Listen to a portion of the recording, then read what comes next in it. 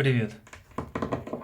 Сегодня обзорчик решил снять на вот такие, как называются, Smart Clamp Meter, что значит умные токоизмерительные клещи, ну типа так, это недословный перевод. Значит, Кайвец КС-601. Сразу скажу, вот в начале я сейчас расскажу свое отношение к этому аппарату, а дальше уже пройдемся по функционалу. Опять же, заведомо скажу, по факту от данного прибора и от предыдущего мне нужно всего три функции. Первая функция — это замер тока переменного клещами, замер напряжения, опять же переменного, и прозвонка. Вот три функции, которые я действительно использую у данного аппарата. Это 99,9%, что я выполняю именно такие замеры этим аппаратом. Вот. Что-то дополнительное. Здесь есть много функций, и я, скажем так, на него рассчитываю как на швейцарский нож. Однажды, не знаю, мне что-то из этого и пригодится. Температуру замерить в комнате. Вот. Но фактически я использую только вот эти три функции. Поэтому за них я эксперт, а за остальные, ну, пройдемся, тоже расскажу, но, увы, поверхностно. Главное, что я хочу сказать в целом об этом аппарате. Аппарат кайфовый. То есть у меня нет какого-то особенного там опыта клещей про всех марок перепробовать. Нет. Но давайте уже буду говорить. У меня ИИК, он лежит, и им неохота пользоваться. Там уже щупы поотваливались, там дырки. Не знаю, как с этими пойдет щупами. Блин, здесь кайфовые щупы. Насколько их хватит, это вопрос. Но они кайфовые. Так вот, тем аппаратом приходится пользоваться, им приходится работать. А этим приятно работать. Поверхностно сейчас скажу. Значит, сам форм-фактор, его эргономика, на ощупь все очень хорошо. Пластик не тоненький, а крепкий, серьезный пластик. Не воняет. В общем, классно. А еще гляньте, какой экранчик, ё-моё. Пищит как громко. Может, конечно, достать с одной стороны, но с другой стороны это очень хорошо. Если где-то прозванивать, он может находиться в другом месте, там, допустим, с коллегой прозваниваешь какую-то линию, вот, он на объекте будет там в другом конце объекта, если что, он этот писк услышит, и это хорошо. Так, сейчас я пробегусь по вот этим мелочам, по сути, ну, токоизмерительные клещи умные, они все, в общем-то, по функционалу логично, что одинаковые, но из-за всяких вот мелочей можно принять решение, какие из них лучше. И для меня, что кайфово, давайте по щупам. Сейчас, секундочку. Во-первых, чехол. Но я это сейчас в другом ракурсе вам все покажу. Я сейчас снял. Это я вчера пытался снять, все-таки не хватило у меня сил снять обзор. Значит, смотрите, щупы могут быть вот в таком состоянии, но, скажем так, в обычном хранении они находятся в таком состоянии. То есть, если вам нужно замерить что-то где-то аккуратно и не коротнуть, то есть вот такие вот маленькие концы остаются, чтобы не закоротить. Но если вам, допустим, как я использую в качестве прозвонки и цепляюсь за жилы кабеля, то я снимаю, и более того, вот здесь на каждом щупе есть прорезь. И вот опять же мелочь, но приятно. То есть, когда берешь жилу, она, вот уже пищит, она, скажем так, не просто слетает, а ты ее можешь зацепить и держать. Вот именно вот этой прорезью. Мелочь, но приятно. Дальше. Еще такая мелочь. Казалось бы, что сложного? Просто добавить фонарик. Взяли и добавили. Почему нет? Если где-то там в подъездном щите подлезть, проверить не напряжение, ток, пожалуйста, включил фонарик, не надо телефоном держать, кайф. Так, и еще один момент, ну, субъективный, но я считаю, это отличное решение. Использовать в качестве питания 3 мизинчиковые батарейки. Они, кстати, шли здесь в комплекте. Я, ну, смысла не вижу открывать. По сути, здесь только вот этот болтик открутить, и можно долезть. 3 мизинчиковые батарейки. Кстати, наверное, болт зря они. Вот если бы защелка была, было бы попроще. А так надо менять. Я просто не менял еще ни разу. Если надо будет поменять, надо будет откручивать. Это, конечно, минус, согласен. Но то, что мизинчиковые батарейки, это реально плюс. На предыдущих у меня стоит крона, и это проблема. Да, несложно ее приобрести, вот там, ну, грубо говоря, ну, не в каждом прям магазине, но найти можно крону. Вот. Другая проблема, то, что обычно это лежит в машине, этот прибор, а зимою батарейки имеют свойство не работать. Они замерзают, их нужно либо отогреть, либо они, в принципе, уже и не работают. Замерзли, и все на этом. Вот. И поэтому для этого у меня обязательно мизинчиковые батарейки лежат в резерве. Потому что у меня есть дальномер, который на мизинчиковых батарейках работает, а без дальномера приехать на объект – это катастрофа, это зачем ты приехал. А теперь, если что, итоговые клещи работают от мизинчиковых батареек. Был ли у меня случай, что мне нужны были клещи, а там крона, которая разрядилась, потому что, ну, не каждый день я пользуюсь этим инструментом. Да, такое было. Вот боль, пожалуйста, и... А теперь боли нет. Это хорошо. Так, ну, поверхностно пробежались. Давайте сменим ракурс и уже пойдем по функционалу. Итак, слегка сменили ракурс. Значит, запаковал так, как будто вот он, пожалуйста, пришел. В такой коробке, она слегка помята, но это никак не повлияло на сам аппарат. Значит, внутри у нас лежит вот такая инструкция. Но поможет ли она вам, это под вопросом, потому что здесь есть английский, немецкий, французский, испанский, итальянский и китайский. То есть, в принципе, конечно же, там сколько он может ампер померить. Здесь это, в принципе, можно найти. 600 ампер. Можно найти, можно перевести. Пожалуйста, Google переводчик, если сильно надо. Вот. Я вам сразу скажу то, что так внутри вот в таком чехле поставляется, что, в общем-то, и правильно, потому что отдельно просто так в ящик с инструментами закидывать не вариант, а вот в чехле даже в ящик с инструментами можно закинуть. Чехол протирается легко, но фактически я его храню в отдельном месте с измерительными приборами, поэтому, в принципе, у меня этот чехол обычно чистый. Чуть-чуть где-то. Это сейчас уже где-то тиранул. Смотрите, я вам сразу сказал то, что я фактически использую только 3 функции. Вот. И прям до детали, до прям каждого нюанса я вам не расскажу. Вот. Значит, я со стороны электромонтажника вам расскажу об этих клещах. Но не как киповец. Вот примерно такое будет объяснение.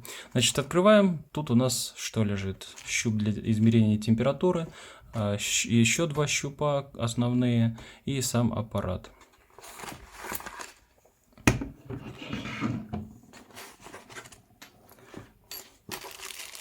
Так, ну рассказывать про этот щуп не особо вижу смысла. По сути, его просто подключаете по цвету.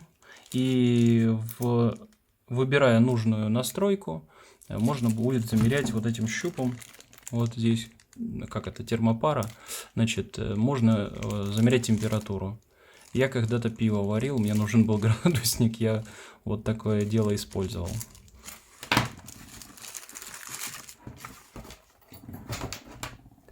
Так, что можно сказать по щупам?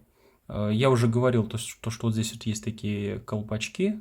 Кстати, вот тут тоже колпачки идут в комплекте. Я думаю, что в ближайшее время я их планирую потерять, и они, в общем-то, не особо нужны.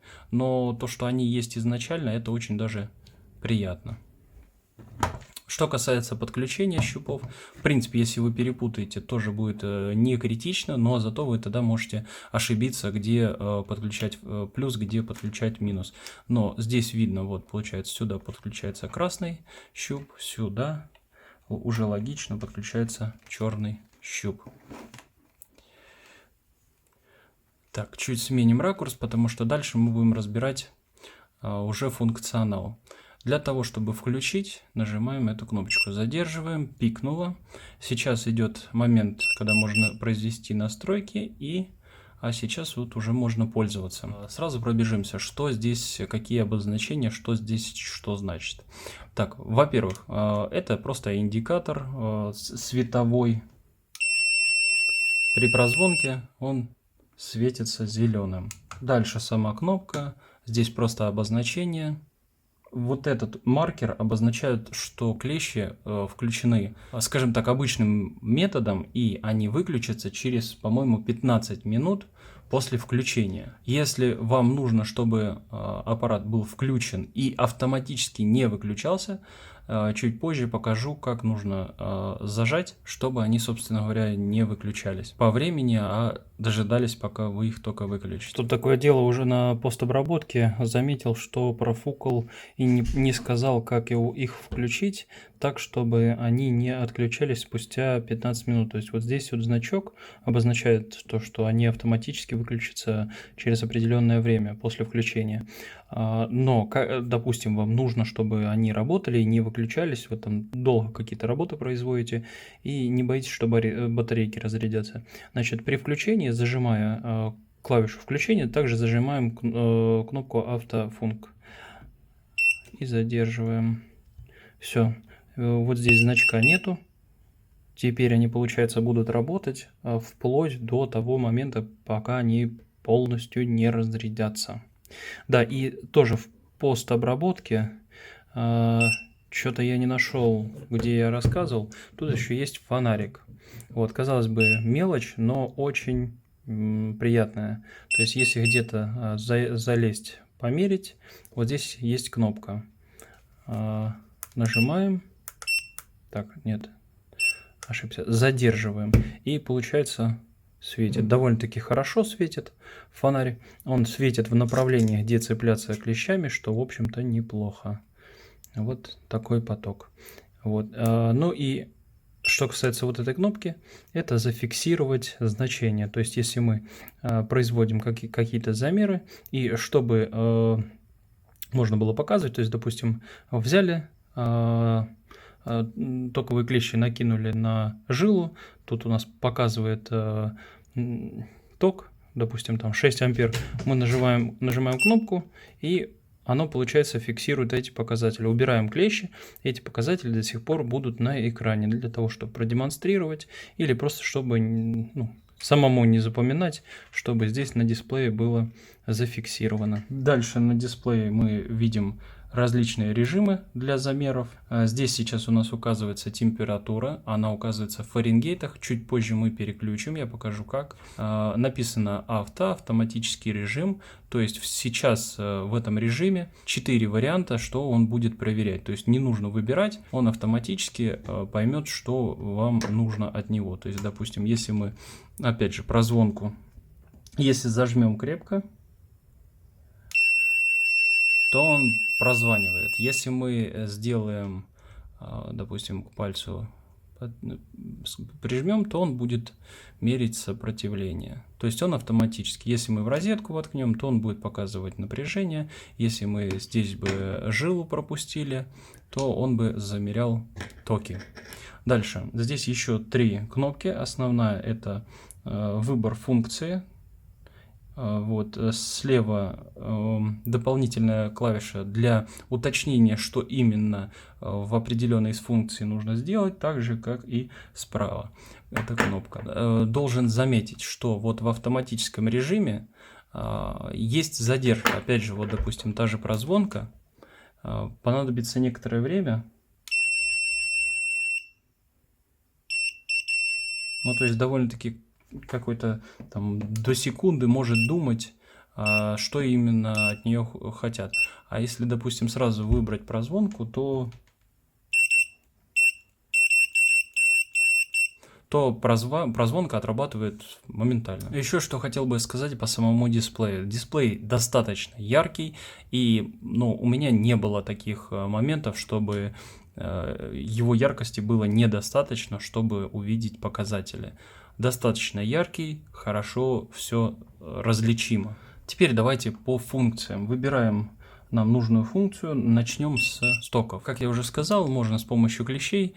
Я не буду сейчас это демонстрировать, просто расскажу, что можно сделать с данной функцией. Во-первых, видно, что здесь сейчас производится замер постоянного тока, но это можно переключить. Вот мы переключили, и сейчас уже будет замер переменного тока. Также при замере переменного тока он также проверяет и герцовку. Вот, хотя она обычно стабильно должна быть 50 Гц. Также, если мы нажмем на кнопку еще раз, появляется следующая функция. Эта функция позволяет замерить пусковой ток. То есть, как известно, если, допустим, запускать двигатель, или даже не двигатель, а светодиодные устройства, они в момент запуска потребляют намного больше тока, и вот именно этот скачок максимальный можно замерить с помощью вот этой функции. Также при замере тока здесь есть возможность нажимать на кнопку слева, но не в этой функции, а вот в этой. Допустим, постоянный ток, максимальное значение, то есть получит максимальное значение и его зафиксирует. Даже если будете продолжать замер, он все равно будет показывать только максимальный, который был при замере в данный момент. То же самое можно сделать и минимально, то есть в процессе замера каков ток был минимальный. То же самое функция с переменным током. Можно зафиксировать максимальный и минимальный ток. Итак, переходим к следующей функции. Замер напряжения. Как мы видим, сейчас идет замер постоянного напряжения. Можно также выставить, чтобы фиксировало максимальное напряжение, минимальное напряжение. Можно, нажав кнопку, переключить на переменное напряжение и также зафиксировать максимум и минимум. Следующая функция — это замер сопротивления. Вот, но хотите, ради примера я вот так вам покажу. Вот сопротивление между одним пальцем и другим. Здесь также можно использовать кнопку максимум и минимум. То есть максимальное сопротивление было, ну, по сути, не было ничего к щупам подсоединено, поэтому он и показывает максимальное сопротивление. Но также можно посмотреть и минимальное. То есть вот минимальное было, мы можем сократить. Я просто посильнее прижму пальцами. Вот, это было минимальное, зафиксировано. Следующая функция — прозвонки. Ну, здесь ничего хитрого, просто смыкаем щупы, и у нас световая индикация происходит и звуковая индикация. Итак, следующая функция, уже которая не работает в автоматическом режиме, а только при выбранном положении. Значит, это функция проверка диодов. Также светодиоды, но только те, у которых падение напряжения не больше 3 вольт. В данной функции не работают вот эти кнопки, ими ничего дополнительного нельзя сделать. Следующая функция — это замер милливольт. И здесь также, как при замере обычного напряжения, можно выбрать переменное или постоянное напряжение, и также зафиксировать максимальный и минимальный вольтаж. Следующая функция — это замер частоты. Вот. Ну, ничего толком не могу за это сказать, то что единственное, максимально он замеряет до 10 МГц. Следующая функция — это замер емкости конденсатора, и максимальный замер возможен 60 миллифарад, что, собственно, неплохо. Следующая функция — это замер температуры. Значит, сейчас, выбрав эту функцию, здесь у нас также показывается температура в фаренгейтах и в цельсиях в внутреннем датчике. Но также можно сделать замер и с помощью выносного щупа. Ну, давайте продемонстрирую. Я не стану его раскручивать даже, потому что буквально показать нужно вот край его зажимаем. И он тут же показывает температуру. А теперь давайте настроим, чтобы температура в Цельсиях показывалась не только в данной функции, но и в остальных функциях. Так, например, вот в автоматическом режиме, чтобы не Фаренгейты, а Цельсии. Итак, для того, чтобы настроить, сначала выключим. И теперь при включении сначала зажимаем Hold и нажимаем включение. Сейчас нажимаем 3 раза. Так, немного суетливо получилось, но принцип следующий. Включая, сначала зажимаем кнопку Hold и потом нажимаем включение. Как только включился первый экран, нам необходимо 3 раза нажать на кнопку Hold. И мы попадаем вот в такое меню. После чего необходимо нажать на кнопку выключения дважды. Продолжая нажимать на кнопку выключения, мы выбираем функцию температуры и здесь нажимаем на вот эту кнопочку. Здесь у нас теперь выбрано Цельсий, и мы можем выходить из настроек. Далее, выключив и включив по новой, теперь у нас здесь показывается в Цельсиях температура внутреннего датчика. Так, ну и крайняя функция, может быть, кому-то она будет интересна, но фактически она не сильно лучше, чем вот эта обычная отверточка. Но может быть где-то и лучше, нужно проверять. Вот. Фактически пока что сильно я этим не баловался. Давайте выберем эту крайнюю функцию NCV. Итак, с помощью этой функции, значит, вот этой частью мы можем находить напряжение. Просто что у меня было поблизости,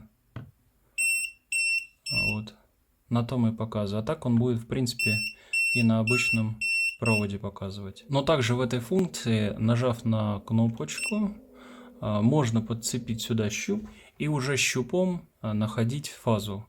Но щупом уже нужно будет прям контактировать с фазным проводником. Тогда он будет также пищать и показывать, где находится фаза. А в такой функции он, в принципе, показывает, где есть напряжение. Итак, подытожу за этот аппарат. Очень приятный, приятно использовать. Возможно, я какие-то функции очень скомканно объяснил, но в целом нюанс в том, что, как я уже сказал, реально я использую 3 функции. Все остальные это 1%, когда-то, редко, может быть, а может и не быть. Вот. А в целом очень приятный аппарат, приятный в руке, приятный в использовании. Также факт того, что есть такие функции дополнительные, как поиск электропроводки, как я только что показывал, да хоть замер той же температуры, это очень даже приятное дополнение. Спасибо за просмотр, ставьте лайки, всего доброго, всем пока.